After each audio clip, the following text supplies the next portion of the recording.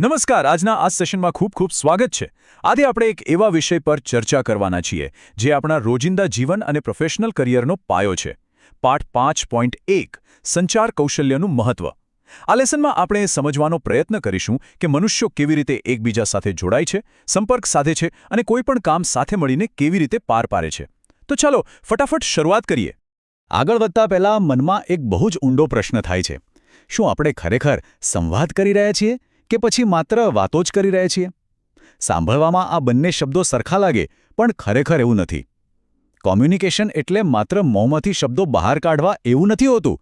તેમાં પોતાના વિચારો સામેવાળી વ્યક્તિ સુધી એકદમ સ્પષ્ટ રીતે પહોંચાડવા અને તેમની વાતને બરાબર સમજવાનો પણ સમાવેશ થાય છે. આ જ તફાવત વિશે આજે આપણે ઊંડાણપૂર્વક ચર્ચા કરવાના છીએ. આજના આ સેશનની રૂપરેખા ખૂબ જ સીધી અને સરળ છે. આપણે 4 મુખ્ય બાબતો પર ધ્યાન આપીશું. 1. સંચારનું મહત્વ. 2. અસરકારક સંચારના લક્ષણો. 3. સાંભળવાની શક્તિ. અને 4. સંચારના 4 પ્રકારો. એકદમ પાયાની વાતોથી શરૂ કરીને પ્રેક્ટિકલ ઉપયોગ સુધી આપણે બધું જ આવરી લેશું. તો ચાલો આપણા પહેલા અને સૌથી મૂળભૂત મુદ્દાથી શરૂઆત કરીએ. વિભાગ 1. સંચારનું મહત્વ. આપણે શા માટે માહિતીની આપ-લે કરીએ છીએ? મનુષ્ય એક સામાજિક પ્રાણી છે અને આખો દિવસ આપણી આસપાસ લોકો હોય જ છે. ઓફિસ હોય કે ઘર, વાતચીત વગર તો ચાલવાનું જ નથી. આપણે મુખ્યત્વે 3 કારણોસર વાતચીત કરીએ છીએ. એક તો આપણા મનમાં ચાલતા વિચારો અને આઈડિયાઝ શેર કરવા માટે. રોજ આપણા મનમાં હજારો વિચારો આવતા હોય છે. પછી તે ઓફિસના કોઈ નવા પ્રોજેક્ટ વિશે હોય કે સાંજે જમવામાં શું બનાવવું તે વિશે. બીજું કારણ છે આપણી લાગણીઓ વ્યક્ત કરવા માટે. આનંદ, ગુસ્સો કે ચિંતા, આ બધું શેર કરવાથી મન હળવું થાય છે. અને ત્રીજું, નવી વસ્તુઓ શીખવા માટે. કામના સ્થળે પ્રશ્નો પૂછવા એ કંઈ નબળાઈ નથી, પણ તેનાથી કામ વધુ સારી રીતે સમજી શકાય છે અને આપણે વધુ સારા પ્રોફેશનલ બની શકીએ છીએ. વાતચીત શા માટે જરૂરી છે તો સમજાઈ ગયું. હવે જોઈએ વિભાગ 2. અસરકારક સંચારના લક્ષણો. સંદેશને યોગ્ય રીતે કેવી રીતે પહોંચાડવો? મેસેજ મોકલવો એક વાત છે, પણ એ યોગ્ય રીતે પહોંચે એ સૌથી અગત્યની વાત છે. આ વસ્તુને એક ઉદાહરણથી સમજીએ. ધારો કે કામ પૂરું કરવા માટે થોડો વધારે સમય જોઈએ છે. હવે આ 2 લખાણ જુઓ. ડાબી બાજુનું લખાણ કેવું ગોળ ગોળ અને કન્ફ્યુઝ કરાયું છે. એમાં કોઈ જ સ્પષ્ટતા નથી. પણ જમણી બાજુનું લખાણ જુઓ, એકદમ સ્પષ્ટ. એમાં સીધું જ કીધું છે કે સમસ્યા શું છે, એનું કારણ શું છે અને ઉકેલ રૂપે આવતા બુધવારની ચોક્કસ વાત પણ કરી છે. કાર્યસ્થળ પર આવી સ્પષ્ટતા અને સરળ શબ્દો જાદુ જેવું કામ કરે છે. સ્પષ્ટતાની સાથે સાથે મેસેજ પૂરો હોવો પણ એટલો જ જરૂરી છે. આ મીટિંગ માટેની વિનંતીઓ જુઓ. એકમાં માત્ર એટલું જ છે, શું આપણે મીટિંગ કરી શકીએ?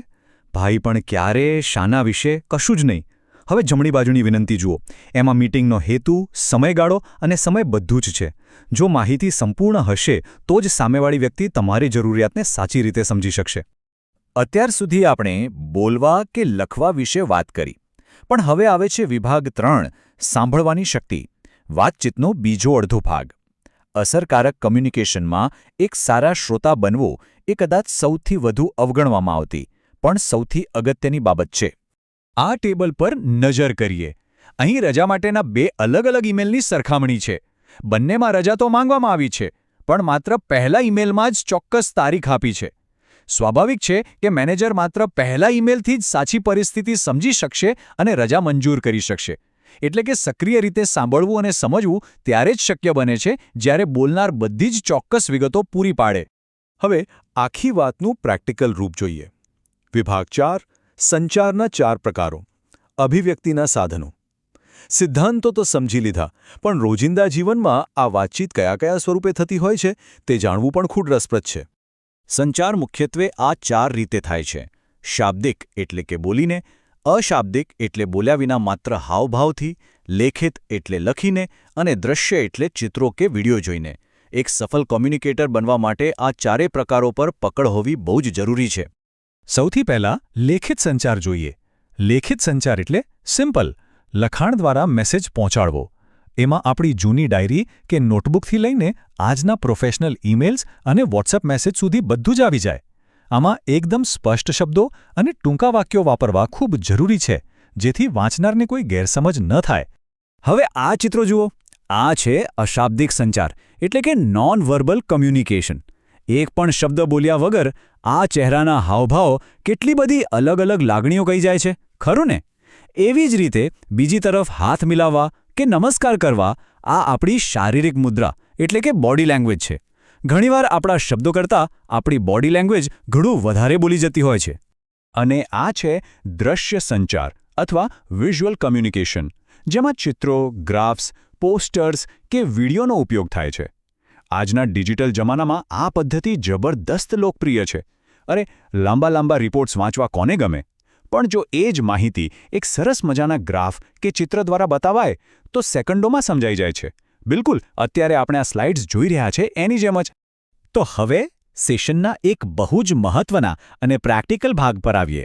અસરકારકતા વધારવા માટેના 6 C's, કાર્યસ્થળ પર સફળતા માટેનું માળખું. આને એક ચેકલિસ્ટ સમજી લો. જ્યારે પણ કોઈ ઓફિશિયલ મેસેજ કે ઈમેલ લખો ત્યારે આ 6 વસ્તુઓ ચેક કરી લેવી. તો કયા છે આ 6 સ્તંભ? પહેલું, ક્લિયર એટલે કે વાત સ્પષ્ટ હોવી જોઈએ. બીજું, કરેક્ટ, માહિતી અને ગ્રામર સાચું હોવું જોઈએ. ત્રીજું, કમ્પ્લીટ, અડધી પડધી માહિતી ન આપવી. ચોથું, કન્સાઇઝ, વાત ટૂંકી અને મુદ્દાસર હોવી જોઈએ, જેથી કોઈનો સમય ન બગડે. પાંચમું, કન્સિડરેટ, સામેવાળાની પરિસ્થિતિનો વિચાર કરવો. અને છઠ્ઠું, સૌથી અગત્યનું, કોર્ટિયસ, એટલે કે વાત હંમેશા વિનમ્રતાથી કરવી. બસ આ 6 નિયમો અપનાવી લો અને જુઓ તમારો મેસેજ કેટલો પાવરફુલ બને છે. હવે આજના આ સેશનના અંતે ચાલો આપણે સૌ એક બાબત પર વિચાર કરીએ. ભૂતકાળના એવા કોઈ પ્રસંગને યાદ કરીએ જ્યારે ઓફિસમાં કે કામના સ્થળે કોઈ ગેરસમજ ઊભી થઈ હોય. શું એ મેસેજ સ્પષ્ટ ન હતો કે પછી પૂરો ન હતો?